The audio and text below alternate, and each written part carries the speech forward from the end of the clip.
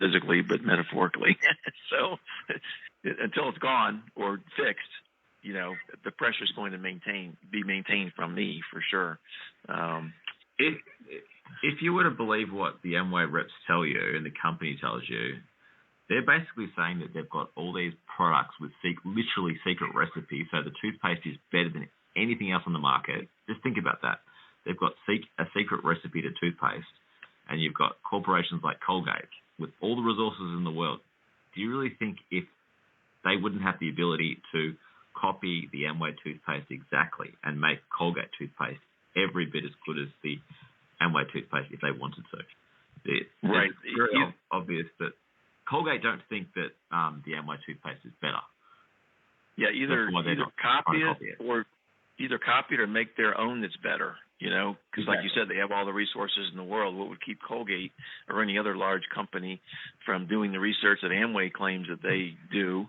And I think they do research. It's just that how can you believe that Amway has the best researchers of anybody in the world, the best scientists and all this, and that all the other companies don't? It's just not reasonable. And it's not reasonable to think that the Amway toothpaste is costing 2 or 3 times more than what the Colgate one is, because anything that's made in mass costs almost nothing to produce in mass. Things like toothpaste and the energy drinks they sell, they cost literally cents to make. So if it's costing Coke 3 cents to make a litre of Coke, which is what it costs, it can't possibly cost anywhere near $12 or $15 a litre for Amway energy drinks. It just doesn't make any sense at all. The reality is that Amway is making higher margins than what companies like Coca-Cola are making. Yeah, I can believe that it costs Amway a little bit more. I mean, let's say even double. If Coke is 3 cents, maybe Amway is 6 cents.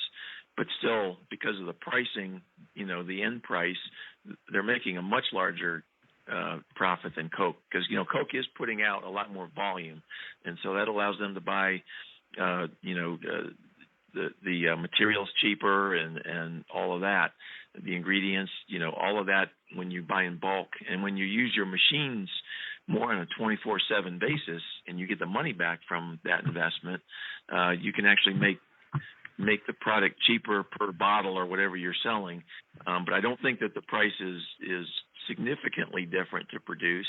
But typically the end price, the retail price, even the IBO price, is much more than a similar non-Amway product. So I do take your point that Amway's markup is much greater than Coke, for example. I think the reason is because the products are really continuing franchise fee.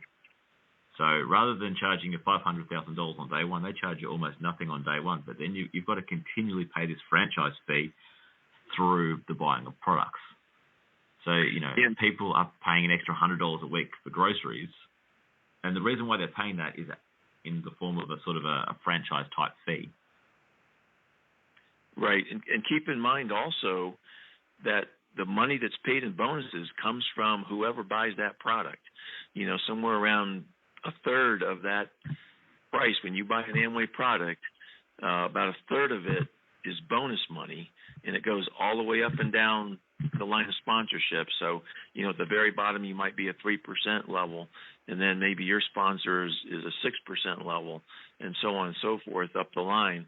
And so, a lot of that cost that you pay for a product, or anyone, whether it's a customer or a distributor, it doesn't matter who pays for it, at least about a third of that is the bonus money. And so that has to be charged. There's no way that cannot be charged. And so that's built into the price of the products. And that's one factor that makes the products expensive. I think Amway's cleaning up on their own corporate profit. And so, it's, but they have you, right? That you're basically a captured market. When you're in Amway and you think it's legitimate and you're trying to, build an organization